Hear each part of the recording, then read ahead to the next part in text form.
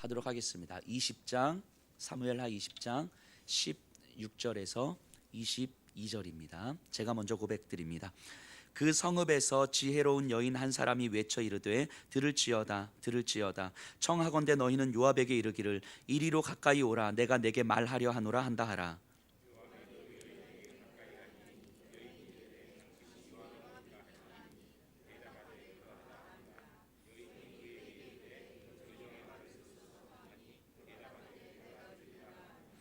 여인이 말하여 이르되 옛사람들이 흔히 말하기를 아벨에게 가서 물을 것이라 하고 그 일을 끝내었나이다.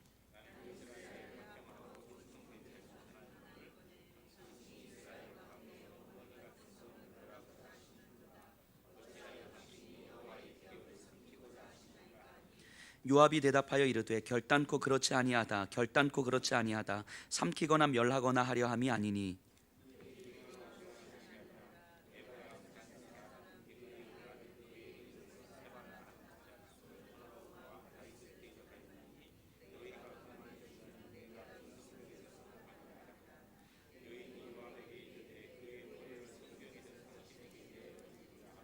함께 고백합니다.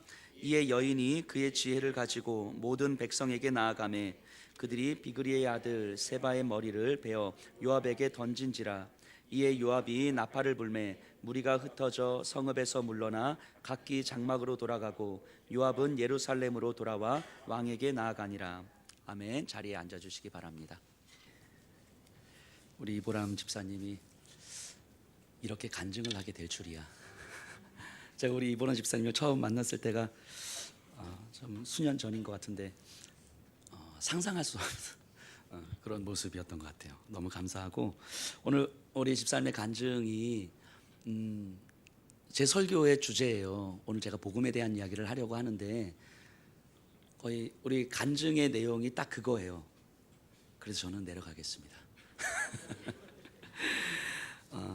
우리 간증을 들으시면서 하나님께서 우리에게 무언가를 제가 이제 내려가겠습니다라고 했을 때 갑자기 아멘 하신 분들이 몇 분 계신 것 같아요. 하나님께서 우리에게 무언가를 요구하시면서 너 이렇게 해야 된다 저렇게 해야 된다 이렇게 말씀하시는 분이 아니시라는 건 분명한 것 같아요. 그래서 우리가 오늘 복음을 조금 이해해 보려고 합니다. 복음을 이해할 때 우리가 율법과 복음을 우리가 좀 나누어서 생각해 보기도 하는데 아주 쉽게 단순하게 예를 들면 이런 겁니다. 복음의 다른 이름을 은혜라고 합니다. 은혜. 그래서 복음은 율법과 다른 거예요. 율법은 행위를 수반하는 것이지만 복음은 은혜입니다. 은혜. 그런데 우리가 은혜, 값없이 주는 은혜 하면 마치 우리가 아무것도 안 해도 되는 것이냐, 그냥 게으르고 그냥 있으면 되는 것이냐 생각하는데 그렇지 않다는 것을 우리가 좀 이해해 보면 좋을 것 같아요. 예를 들면 제가 우리 보통 학교 다닐 때 수학 선생님이 제일 비호감이셨잖아요. 그래서 오늘이 3월 6일인데 6번 손 들어봐. 대각선 쭉 나와. 해가지고 이렇게 이런 기억이 있으시죠? 그래서 그 수학 선생님이 무서운 거예요. 그러니까 수학 선생님 말을 듣죠. 그런데 제가 이렇게 대학원 다닐 때 사회학을 공부할 때에 너무너무 존경하는 교수님이 계셨어요. 정말 너무너무 존경하는 교수님. 지금은 이제 소천하셨는데, 근데 그 교수님이 이렇게 연락을 하실 때가 있어요. 이렇게 잠깐 교실로 잠깐 오시라고. 근데 연구실에 있을 때는 제가 뭐 반바지에 슬리퍼 신고 있거든요. 근데 교수님 부르시면 그냥 이대로 가도 돼요. 교수님은 뭐 절대 뭐라고 하시는 분이 아니에요. 그런데 그 교수님 방에 갈 때면 다시 옷도 좀 갈아입고 운동화도 좀 신고 교수실 앞에서 옷 매무새 딱 하고 똑똑 두들기는 거죠. 그래서 들어갑니다. 자, 제가 그 교수님한테 예의를 차리는 이유는 교수님이 두려워서가 아니죠. 제가 예의를 차리지 않으면 혼내기 때문이 아니라 그 교수님을 존경하기 때문인 거예요. 그 교수님이 두려워서 내가 옷을 이렇게 갖추고 들어가는 것과 그 교수님이 존경하기 때문에 내 옷을 갖추고 들어가는 건 다른 거예요. 예를 들면 우리 여기 중간에 이쪽 줄에 가장 이쁜 얼굴이 저기 우리 황은혜라고 파란색 하늘색 옷 입고 있는 자, 근데 예를 들게 진짜 좋은 청년인데, 자, 만약에 우리 은혜가 저한테 갑자기 어느 날 쌍욕을 하면서 제 귀싸대기를 딱 때리고 도망간 거예요. 은혜가. 그래 갔는데 생각해 보니까 다음 주일날 가면 목사님한테 맞아 죽을 것 같은 거예요. 그래서 주일이 되기 전에 사과해야 되겠다 해서 토요일쯤에 와가지고 목사님 죄송합니다. 제가 잠시 정신 나갔던 것 같아요. 제가 술 한잔 해서 그랬어요. 뭐 이렇게 이야기를 은혜는 술 안 먹어요. 농담이에요. 자, 그런데 그렇게 사과할 수도 있어요. 그런데 귀샤들한테 딱 데리고 갔는데 가서 생각해 보니까 그동안 목사님이 나한테 보여주신 사랑과 기다림과 이런 것이 얼마나 큰데 내가 지금 도대체 뭘 한 거지? 이거 내가 정말 이러면 안 되는 건데 하는 후회가 막 들어가지고 저한테 와서 목사님 죄송합니다 사과를 했어요. 자, 똑같이 사과를 하는 거지만 사과를 한 동기는 완전 다르죠. 하나는 두려움에 의해서 반응하는 것이고 하나는 사랑과 존경에 의해서 반응하는 거죠.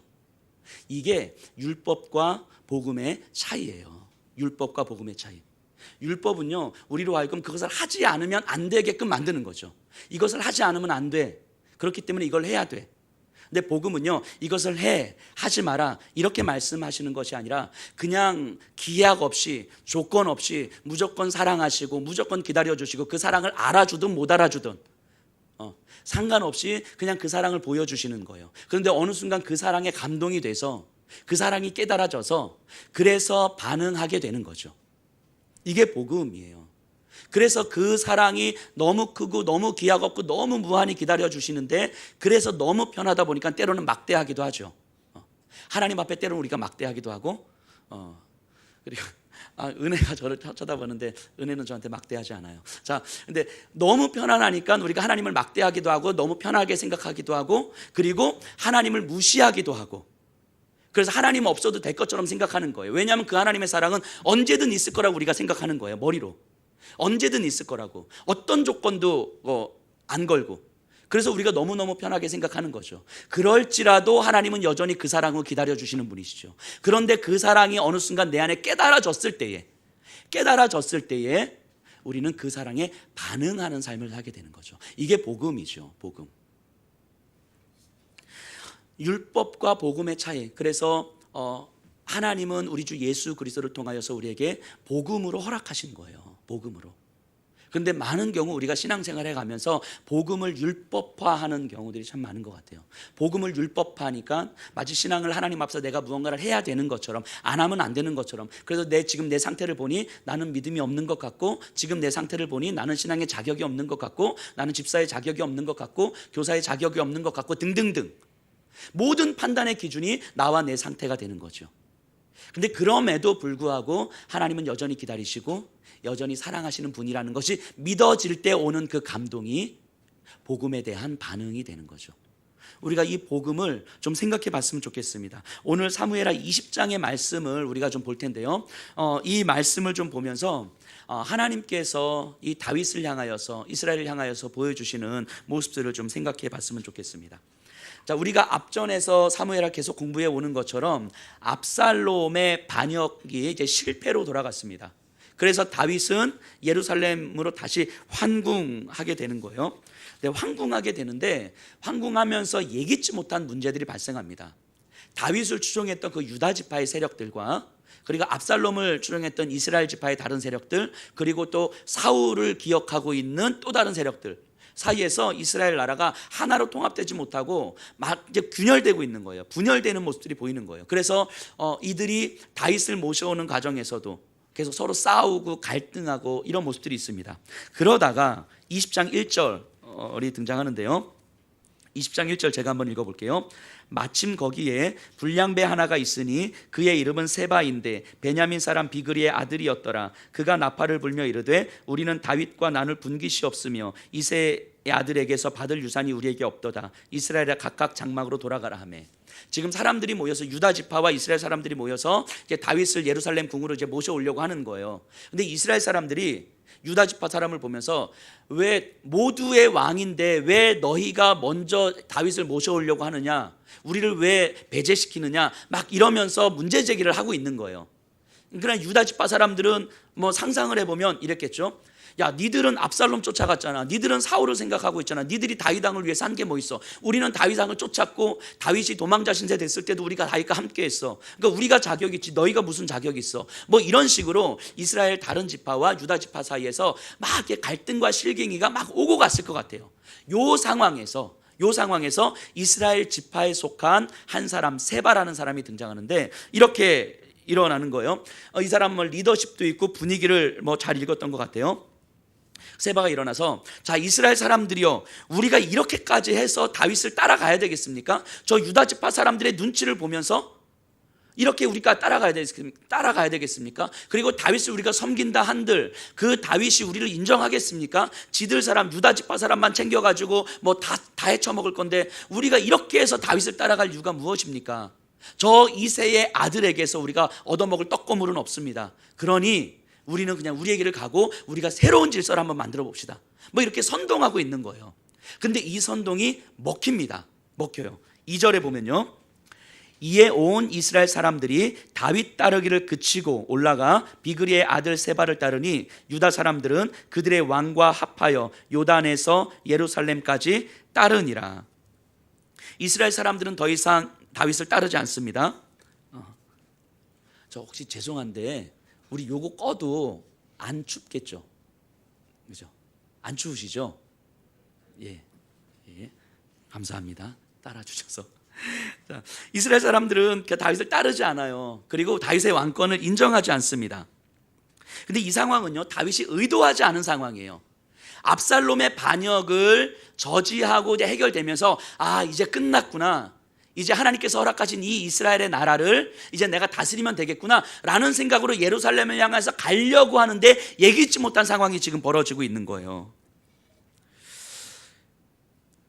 다윗 입장에서 보면 이랬을 것 같아요. 한 고비, 이제까지 다윗이 왕이 돼서 계속되는 고비가 있었잖아요. 근데 한 고비를 넘으면 또 한 고비, 고난이 지나갔다 했는데 또 다른 힘겨움이 예상치 못하게 좀 닥쳐옵니다. 쉽게 넘어갈 사건이 지금 하나도 없어요.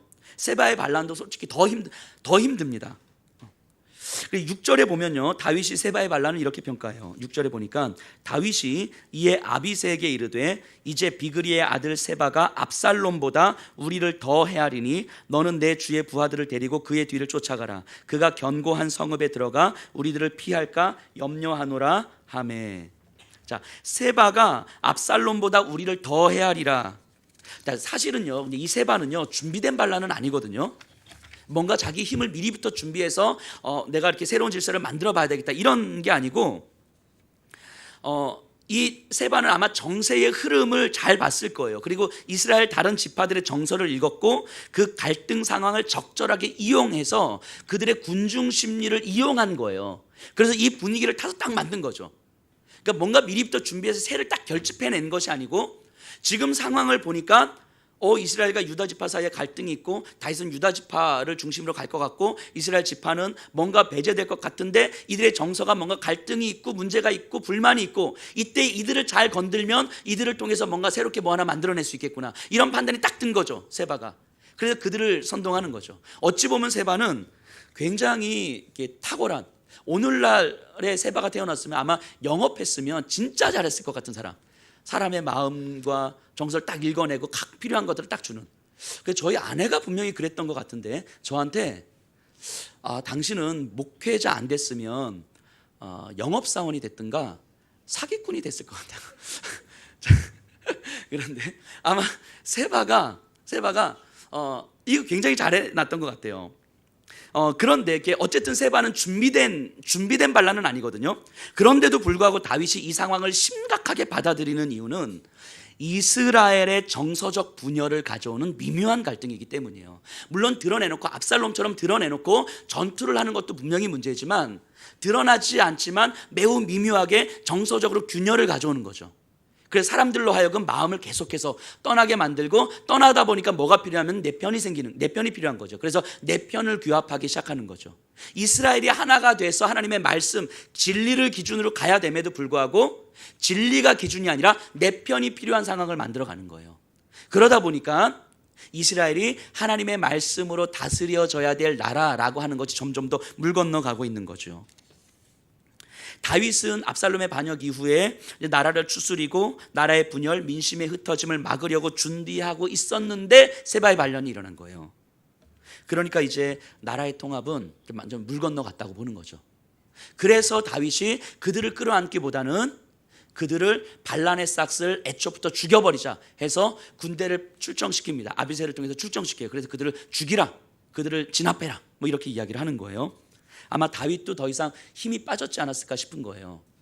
아마 예전에 힘이 있었던 다윗 같았으면 어떻게든 그들을 다시 한번 끌어안아 볼까 했을 텐데 그런 고민을 하지 않습니다. 그냥 이렇게 쓸어버립니다. 근데 이 장면을 보면서 그냥 가끔씩 이렇게 좀 논외이긴 하지만 교회도 저는 비슷하다는 생각을 하게 돼요. 교회가 드러내놓고 갈등을 해서 뭐 목사파가 있고 장로파가 있고 권사파가 있고 집사파가 있고 뭐 이렇게 해가지고 갈라지는 것도 분명히 문제지만 보기에 특별하게 문제가 없어 보이는데 교묘하게 미묘하게 사람들의 정서를 건드려서 우리 편을 만들고 싶은, 나하고 친한 사람들을 만들고 싶은, 그래서 의도와 상관없이 다른 사람들 사이를 이간질시키는 그런 모습들이 때때로 참 많이 보게 돼요. 의도적으로 그런 건 아닌데 그냥 내 편이 있었으면 좋겠다, 나를 인정해 주는 사람이 있었으면 좋겠다라고 하는 것이 의도와 상관없이 다른 사람과 멀어지게 만드는 어떤 정서를 만들어내는 거죠. 이게 참 무섭다라는 생각을 하게 됩니다. 어쨌든 다윗은 아비새를 통해서, 아비새와 요압을 통하여서 세바를 잡으라고 이제 군대를 보냅니다. 14절 15절이에요. 세바가 이스라엘 모든 지파 가운데 두루 다녀서 아벨과 벳마아가와 베림 온 땅에 이르니 그 무리도 다 모여 그를 따르더라. 이에 그들이 벳마아가 아벨로 가서 세바를 애우고 그 성읍을 향한 지역 언덕 위에 토성을 쌓고 요압과 함께한 모든 백성이 성벽을 쳐서 헐고자 하더니, 자, 세바가 모든 지파를 두루 다니다가 아벨 성으로 들어가는 거예요. 세바가 모든 지파를 두루 다녔던 이유가 뭐겠습니까? 아직 자기 세력이 없기 때문에 자기 군중 심리를 통해서 자기를 따르던 사람들과 자기가 할 수 있는, 영향을 끼칠 수 있는 지파들을 다 다니면서 세력을 규합했겠죠. 그리고 아벨성에 갔어요. 그래서 이 아벨성에서 이제부터 이제 우리가 어떡하지? 뭐 이런 전략을 짜기 시작했을 거예요. 근데 정보를 통해서 아비새와 요압이 세바가 아벨성에 있다라는 것을 듣고 그쪽으로 갑니다. 그 성벽에 이제 전투를 하기 위해서 토성을 쌓아요. 그 옛날 영화를 보면, 전쟁 씬을 보면 성벽에서 막 활 쏘고 뭐 돌 집어 던질 때 적군이 어떻게 합니까? 이렇게 토성을 높이 쌓고 또 이렇게 높은 망대를 쌓아서 이렇게 막 전투를 하잖아요. 아시죠? 이 장면 아시죠? 저는 너무 거룩해서 하나님의 말씀 외에는 영화 이런 건 보지 않습니다. 그래서 모르시는 분들 없으시죠? 자, 어쨌든 그 장면이에요. 그 장면. 이제 막 전투를 시작하려고 하는 거예요. 본격적으로 저 아벨성을 무너뜨리려고 하는 거예요. 자, 생각해 보세요. 전투가 이제 시작되면 100% 요압이 이깁니다. 아비새가 이겨요. 다윗의 군대가 이깁니다. 왜냐하면 세바의 세력들은 아직 결집된 세력이 아니잖아요. 이제 막 군중을 선동해서 모은 사람들이에요. 그러니까 군사적으로 전략이 있지도 않을 뿐더러 군사적 훈련이 돼 있지도 않는 사람들이고 뭔가 정비도 안 돼 있을 때였겠죠.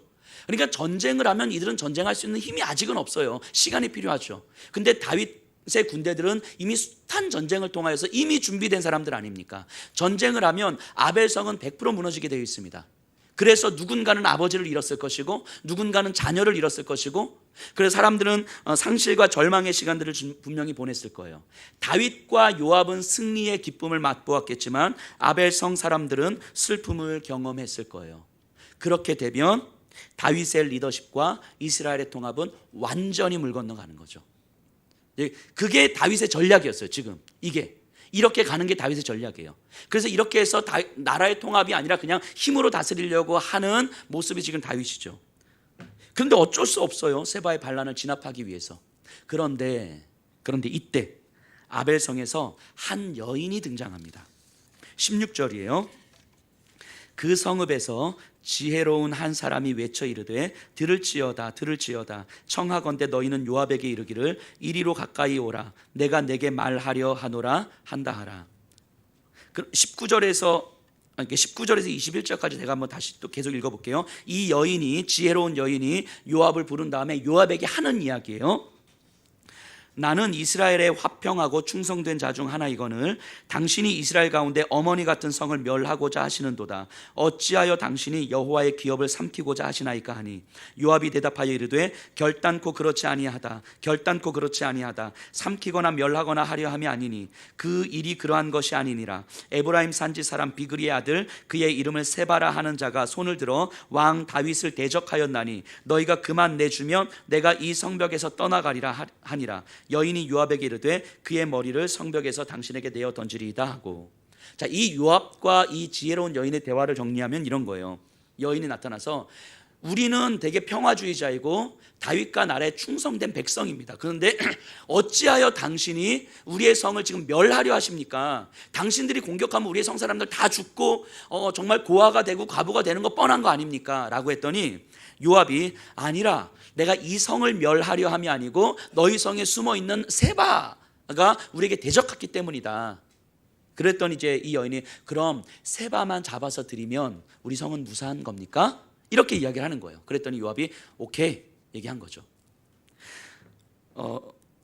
이 장면을 보면서 그냥 어떤 생각을 좀 하게 됐냐면 그 22절까지 보고 제가 얘기해 볼게요. 22절 이에 여인이 그의 지혜를 가지고 모든 백성에게 나아가매 그들이 비그리의 아들 세바의 머리를 베어 요압에게 던진지라. 이에 요압이 나팔을 불매 무리가 흩어져 성읍에서 물러나 각기 장막으로 돌아가고 요압은 예루살렘으로 돌아와 왕에게 나아가니라. 뭔가 이렇게 여인이 가서 성읍 사람들하고 얘기해서 세바를 죽여서 내어주고 끝났어요. 뭔가 굉장히 큰 반란이 일어날 것 같은데 너무 갑자기 허무하게 딱 끝나버린 사건이에요. 이 본문을 보면서 참 찝찝한 생각이 좀 들어요. 어쨌든 이 여인은요 아벨성 지도자들과 성 지도자들과 의논했을 거예요. 이렇게 의논하지 않았을까요? 제가 여인이에요. 여기 계신 분들이 성의 지도자들인 거예요. 세바는 아마 저쪽 어디 있겠죠. 얘기하는 거예요. 자, 우리 생각해 보십시다. 이 세바의 반란이 성공할 가능성이 없습니다. 지금 밖에 요압의 군대들을 보니까 우리가 이길 가능성이 전혀 없습니다. 그리고 설사 이 반란이 성공한다 해도 세바는 우리가 따라야 할 지도자감은 아닌 것 같아요. 그런데 그 세바 때문에 이 아벨성의 모든 것들을 다 무너뜨릴 수는 없지 않겠습니까? 그러니 우리가 저 세바를 죽여서 요압에게 내어줍시다. 근데 성읍 지도자들이 거기에 동의를 했겠죠. 그래서 그 과정이 어떠했는지는 상관없이 그 세바를 죽여서 내어놓아요. 그리고 끝납니다. 이 세바가 뭔가 될 것 같았는데 너무 허무하게 끝나죠. 생각해보면 이 세바의 권력이라고 하는 것은 결국 일시적 분위기에 따른 공허함이었을 것 같아요.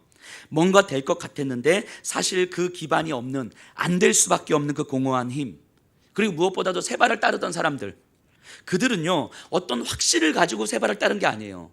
그냥 군중 심리에 움직인 것뿐인 거죠. 그래서 자기 안에 확신도 없고 기준도 없고 그냥 분위기에 따라서 하면서 이렇게 가는 거예요. 이게 좋대 하면서 가는 거예요. 그러니까 이런 사람들은 상황이 바뀌면 언제든지 마음을 바꿀 준비를 하고 있는 사람들인 거죠. 확신도 없고 기준도 없는 사람들. 그런데 이 군중들의 모습을 보면서 오늘날 우리들 그리스도인들의 모습을 한번 또 떠올려 봅니다. 예수님을 믿는 우리들의 모습이 어떤 확신도 없고 어떠한 기준도 없고 그냥 상황과 환경에 따라서 이렇게 가는, 그냥 교회 갔다 와서 이렇게 가는. 그래서 단지 세상 사람들과 다른 거라고는 주일날 그냥 교회 한번 왔다 갔다 하는 것 외에 그 삶의 모습 속에서는 다른 사람들과 별반 다르지 않은, 그냥 어떤 기준도 확신도 없고 상황에 따라서 언제든지 마음이 변할 준비가 되어 있는 그런 모습. 그러다 보니까 심지어는 교회와 하나님과 신앙에 대해서도 언제든지 내 마음이 변할 준비가 되어 있는 그런 모습. 이게 이스라엘 군중들의 모습이 아닐까 하는 생각을 해봅니다. 그리고 오늘날 교회 공동체에 있는 우리들의 모습이 한편으로 좀 이러지 않을까 하는 생각을 좀 해봅니다. 어쨌든 반란은 이렇게 끝이 납니다. 다윗과 요압에 의해서 진행된 반란 진압 작전이었는데 사실 다윗과 요압의 작전에 따랐으면 아벨성은 무너졌을 것이고 돌이킬 수 없는 분열을 가져왔을 거예요, 이스라엘에. 그런데 느닷없이 나타난 한 여인이 상황에 개입되면서 너무도 간단히 아무 문제 없이 문제가 해결됩니다. 그리고 나서 다윗 정부의 조직 개편이 이루어져요. 이게 23절 이하인데요. 그냥 제가 한번 읽어볼게요. 요압은 이스라엘 온 군대의 지휘관이 되고 여호야다의 아들 브나야는 그렛 사람과 블렛 사람의 지휘관이 되고 아도람은 감역관이 되고 아힐론의 아들 여호사밧은 사관이 되고 스와는 서기관이 되고 사독과 아비아달은 제사장이 되고 야일 사람 이라는 다윗의 대신이 되니라.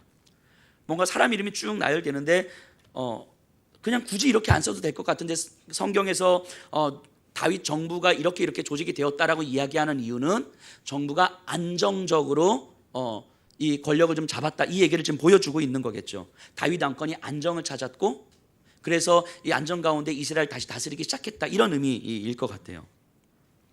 근데 이러고 나서 이제 끝이거든요. 그런데 이 끝인데 이 끝이 참 좀 찝찝해요. 저는 뭔가 일이 막 일어날 것 같은데, 압살롬 반역 같은 경우는 뭔가 거창하게 일어나서 전쟁을 하고 압살롬이 죽고 다윗 다시 귀환하는 과정으로 뭔가 마무리가 되게 되잖아요. 근데 이 세바의 반란은 뭔가 분위기를 타서 세바가 딱 일어나서 사람들을 결합했는데 그냥 느닷없이 나타난 한 명의 여자 때문에 그냥 갑자기 끝나버리는 거예요. 그러니까 분위기가 막 고조되다가, 이스라엘의 분열이 막 고조되다가 갑자기 그냥 절벽으로 떨어지지 딱 끝나는 느낌인 거예요. 그러니까 뭔가 말씀을 읽으면서 좀 찝찝합니다. 결론이 안 맺어진 것 같은 느낌.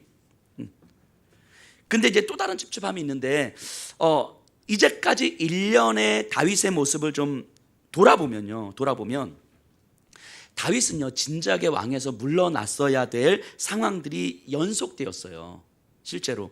그래서 이 다윗으로 인하여서 이스라엘 전체가 흔들리는 위기가 몇 번이나 있었고요, 다윗의 생명과 위협과 왕권의 위협이 계속되었어요. 우리가 아시는 것처럼 밧세바를 권력을 이용해서 강제로 잠자리를 한 사건이나, 자신의 간통죄를 감추기 위해서 밧세바의 남편인 우리아를 죽인 일, 그로 인하여서 다윗의 가정에서 끊임없이 일어나는 피 흘림의 사건들, 심지어 아들 압살롬에 의해 반란이 일어나 비참하게 도망 다녀야 했던 일, 그 과정에서 최측근의 배신과 수많은 사람들의 저주가 있었고요, 그리고 그 후에 조금 안정되나 싶더니 나라가 분열되고 민심이 흩어지고 권력의 공백이 생기고 그 틈을 이용해서 세바가 반란을 일으키는 거예요. 그 일련의 사건들을 계속 보면요, 다윗이 왕의 자리에 있으면 안 될 것 같은 거예요. 오히려 어떻게 생각해 보면 이 다윗이 아니라 다윗보다 조금 더 리더십이 있고, 다윗보다 조금 더 하나님의 말씀에 집중할 수 있고, 다윗보다 이스라엘을 하나 되게 만들 수 있는, 그 통합할 수 있는 그 인격적 힘이 있는 사람이 다윗 대신에 왕의 자리에 있어야 될 것 같은 생각이 들어요, 이 일련의 사건들을 쭉 보면. 오늘 본문 20장은 이 다윗의 어려움의 절정 아닙니까? 다윗의 범죄 또는 다윗과 상관없이 이루어지는 환경의 어떤 공격들로 하여금 다윗을 계속 무너뜨리고, 다윗은 거기서 계속해서 무너지는 삶을 살게 되고, 그 절정이 오늘의 본문인데, 그러면서 그냥 한 가지 또 찝찝함, 의문이 들었던 건 뭐냐면, 말씀을 계속 공부하시면서 느꼈는지는 모르겠지만 압살롬의 반역부터 해가지고 오늘 세바의 반란에 이르기까지 하나님이 등장하질 않아요. 하나님이, 혹시 본문을 보시면서 눈치를 채셨나요? 하나님이 등장하질 않아요. 본문 어디에도, 성경 어디에도. 하나님이 어떻게 간섭하셨고, 그 다윗이 하나님 앞에 어떻게 기도했고, 다윗이 그래서 하나님께서 다윗에게 어떻게 응답하셨고, 이런 내용이 세바의 반란 가운데서 단 한 번도 등장하지 않습니다. 그러니까 갑자기 내용이 끝난 것도 좀 찝찝한데 하나님이 전혀 등장하지 않는 것도 찝찝한 거예요. 그런데 실제로 보면 다윗은 이미 왕의 자리를 떠나야만 하는 것이 당연했던 상황인 거고, 그러니까 이 20장을 보면서 해결되지 않는 찝찝함이 있는 거죠. 그래서 과연 하나님은 뭐 하고 있었을까, 요때? 그래서 요 질문에 답을 할 수 있으면 이 찝찝함이 좀 해결될 것 같은 거예요. 과연 지금 이 과정 속에서 다윗이 기도했던 내용도 없고 하나님 응답했던 내용도 없는데, 그럼에도 불구하고 하나님은 뭐 하고 계셨을까? 요때 뭐 하고 계셨을까? 근데 분명한 거 하나는, 하나님은요, 다윗을 왕의 자리로 다시 돌려놓으셨더라고요. 다윗은 우리가 보셨던 것처럼 왕의 자리에 있으면 안 될 것 같은 사람이었거든요. 다윗이 아니라 다른 사람이 왕위에 있어야 될 것 같은 상황이 계속 반복됐단 말이죠. 그런데 하나님은 어떻게든 간섭하셔서 다윗을 왕의 자리로 되돌려 놓으셨다고요. 그래서 오늘 20장도 보세요. 다윗이 한 게 아무것도 없잖아요. 다윗은 오히려 그들을 죽이려고 했고 이스라엘을 분열시키려고 했거든요. 그런데 어떻게 해서 느닷없이 나타난 이름 없는 한 명의 여인을 통해서라도 하나님은 간섭하셔서 다윗을 다시 왕의 자리로 세워놓으신 거예요. 돌려놓으신 거예요. 왕의 자리로.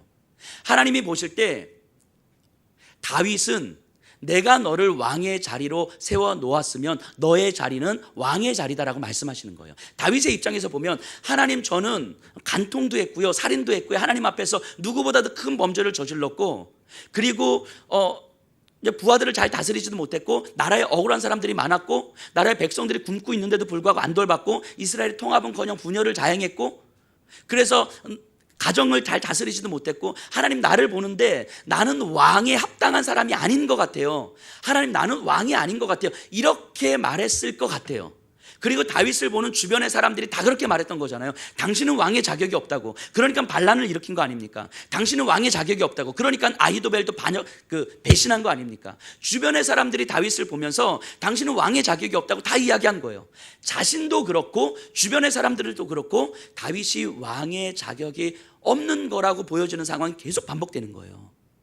그런데 하나님이 보실 때는 다윗, 너의 자리는 왕의 자리가 맞아, 이렇게 말씀하고 있는 거죠. 하나님 보실 때는 다윗, 너의 자리는 왕의 자리가 맞아. 네가 너를 어떻게 생각하든 상관없이 너의 자리는 왕의 자리야.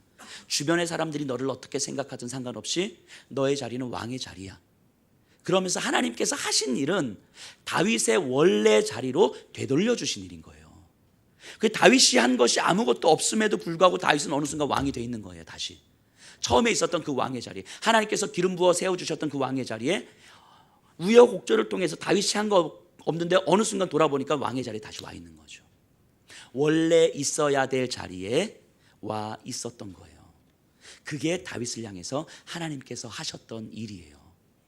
이게 다윗과 상관없습니다. 다윗이 얼마나 범죄했는지 상관없어요. 다윗의 환경이 어떠했는지 상관없습니다. 원래의 자리로 되돌려 주시는 하나님의 일, 이게 복음이에요. 이게 원래의 자리로 되돌려 주시는 하나님의 일. 인간의 원래 자리가 어디 자리인지 아세요? 인간의 원래의 자리, 예수님을 믿든 믿지 않든 상관없이 사람이 원래 돌아가야 될 원래의 자리가 어디입니까? 창조의 질서죠. 창조의 질서. 하나님께서 나의 창조주이심을 고백하는 자리.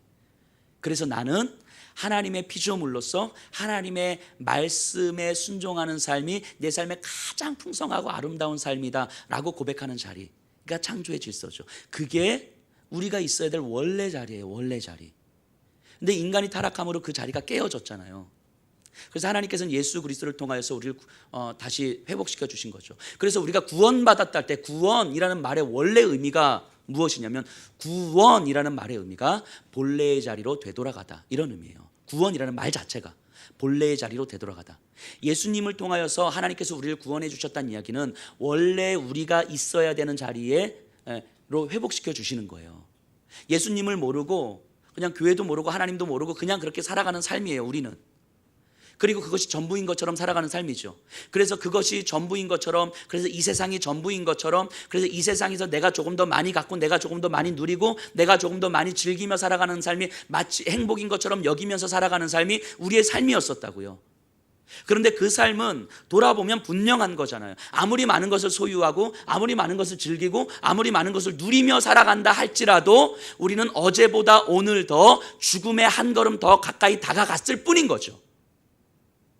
어제보다 오늘보다 내일 더 죽음의 한 걸음 더 가까이 다가갔을 뿐인 거죠. 아무리 많은 것을 누린다 할지라도 우리는 죽음을 향해 가는 삶을 살 수밖에 없었던 게 우리란 말이죠. 아무리 우리가 행복을 누린다 할지라도 그 행복은 죽음에 대한 두려움을 넘어설 수 없는 행복인 거죠. 마치 죽음에 대한 두려움을 외면하고 현실 도피로 누릴 수밖에 없는 그런 행복이 우리의 삶이었었다고요.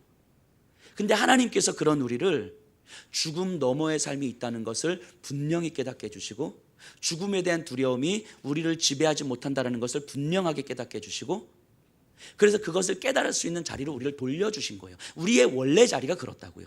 그리고 그 자리는 하나님을 아버지라고 부르는 자리예요. 하나님의 자녀가 된 자리죠. 그래서 우리가 지금 이 자리에 앉아 있는 거 아닙니까? 그래서 우리의 지금의 원래 자리는 하나님의 자녀된 자리예요.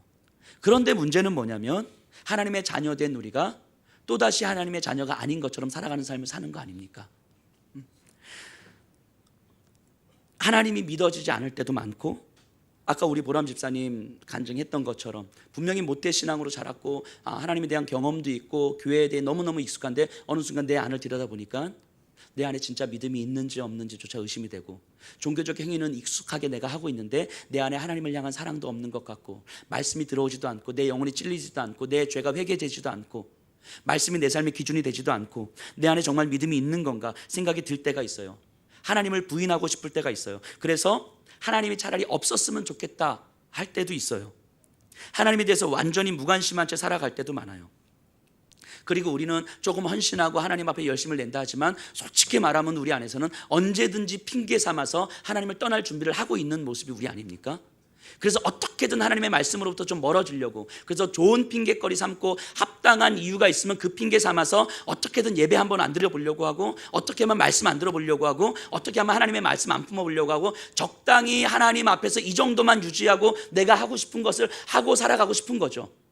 우리가 원하면 원할수록 우리 안에는 이런 모습들이 있는 거죠. 이것이 우리의 환경적으로 고난이 닥치고 환경적으로 나를 유혹하는 모습들이 딱 들어오면 우리도 모르게 무의식적으로 하나님과 상관없이 내 욕망에 집중된 삶을 살게 되는 것이 우리예요. 그러다 보면 어느 순간 하나님과 상관없는 삶을 살게 되는 거죠. 하나님을 알고 예수님을 믿고 살아가는 우리도 그렇게 살아가는 거죠. 그러다가 어느 순간 내 자신을 들여다보면 진짜 나는 믿음이 없구나, 내가 이렇게 교회 나오는 건 아무 의미 없구나, 이렇게 생각이 들 때도 있는 거죠. 그런데 그럼에도 불구하고 그런 우리와 상관없이, 내가 나를 보는 모습과 상관없이, 주변이 나를 보는 모습과 상관없이 하나님의 일하시면 딱 하나더라고요. 하나님의 일하시면 우리의 원래 자리로 우리를 되돌려 놓는 일을 하시는 거예요. 내가 어떠하든 상관없이 하나님은 하나님의 자리로, 하나님의 자녀의 자리로 나를 되돌려 놓는 일을 하시는 거예요. 내 눈에 안 보여요. 하나님께서 어떻게 일하시는지 안 보이고, 오랜 시간 하나님 침묵하시는 것 같고, 그래서 하나님께서 나에게 뭐라고 말씀하시는지 잘 모르겠고 살아 계신지도 잘 모르겠는데, 그때에서조차도 하나님은 나를 원래의 자리로 되돌려 놓으시기 위해서 일을 하고 계시더라고요. 이게 복음이죠. 이게 복음이에요. 내가 하나님 앞에서 무엇을 해서가 아니라 하나님은 나와 상관없이 나를 하나님의 자리로 되돌려 놓으시는 거예요. 하나님의 자리로 되돌려 놓으시는 거예요. 그래서 너가 하나님의 자녀가 맞아라고 말씀하시는 거예요. 우리가 때로는 하나님으로부터 멀어지고 때로는 고난 가운데 허덕이고 있을 때 하나님 우리에게 오셔서 너 그렇게 기도해야지, 너 그렇게 말씀 들어야지, 너 예배해야지, 너 그러면 어떻게, 너 그렇게 무너지고 있으면 되냐, 이렇게 말씀하시는 것이 아니고, 무너져 지쳐 쓰러져 있을 때 우리에게 오셔서 너는 내 자녀가 맞아, 이렇게 말씀하시는 거예요. 너는 내 자녀가 맞아, 너는 내 자녀의 자리에 있으면 되는 거야, 이렇게 말씀하시는 거예요. 그리고 자녀의 자리에서 아버지의 말씀을 듣고 살아가는 삶이 가장 풍성하다고 하는 것이 경험이 되어지면 자녀로 살아가는 거죠. 자녀로. 이것이 복음이죠. 복음이 그렇기 때문에 우리의 삶의 절망과 우리의 삶의 힘겨움 가운데서 내 안에서 복음이 믿어진다는 것은, 내가 아무리 끝없는 어둠 가운데 속해 있다 할지라도 하나님은 나를 하나님의 자녀의 자리로 되돌려 주시겠구나 하는 그 믿음이 내 한 자락에 들어오면, 이 복음은 우리에게 소망이 되는 거예요. 우리의 삶의 소망이 되는 거예요. 그래서 복음은 소망이에요. 복음은 머리로 알고 있는 예수님 믿으면 구원받습니다, 교회 나와야 돼, 단순하게 이런 게 아니라 복음은 여러분들의 삶의 소망인 거예요. 소망. 여러분들의 삶에 아무 소망 없을 때에 하나님은 여전히 나를 하나님의 자리로 되돌려 주시겠구나, 이것이 믿어질 때 이 복음이 우리에겐 소망이 되는 거예요. 이 소망을 품고 있는 사람은요, 절망 가운데서도 끝나지 않습니다. 그래서 하나님께서 나를 자녀의 자리로 불러주시고 이 자녀의 자리에서 자녀답게 살게 해주시겠구나 라고 하는 기대감이 내 삶을 통해서 생기는 거예요. 그게 힘이 되는 거죠. 그게 복음입니다. 복음. 그런 의미에서 복음은 여러분들의 머릿속에 남아있는 그런 게 아니라, 교회에 와서 그냥 설교하면서 듣는 그런 게 아니라, 우리의 삶의 현장 속에서 오늘 예배 끝나고 돌아가셔서 각 가정에서 지지고 볶고하는 그 삶 속에서 마음이 지칠 수밖에 없는 그런 삶 속에서, 내 마음이 무너져서 어떠한 힘도 달아날 수밖에 없는 그런 삶의 현장 속에서 이 복음이 여러분들에게 설명할 수 없는데 하나님께서 나를 하나님의 자녀로 반드시 세워주시겠지 라고 하는 그 기대감이 우리에게 소망으로 자리 잡았으면 좋겠어요. 복음이 소망일 수밖에 없어요. 그럴 때 자녀답게 사는 그 풍성함을, 자녀의 풍성함을 누리게 되는 것입니다. 그래서 복음에는요, 우리의 행위가 요만큼도 들어가 있지 않는 거예요. 그래서 복음에는 우리의 행위가 이만큼도 들어가 있지 않은 거예요. 하지만 그 완전하신 복음 앞에 우리는 우리의 생명을 걸 수도 있는 거죠. 이 복음이 여러분들에게 소망이 되었으면 좋겠습니다. 우리 다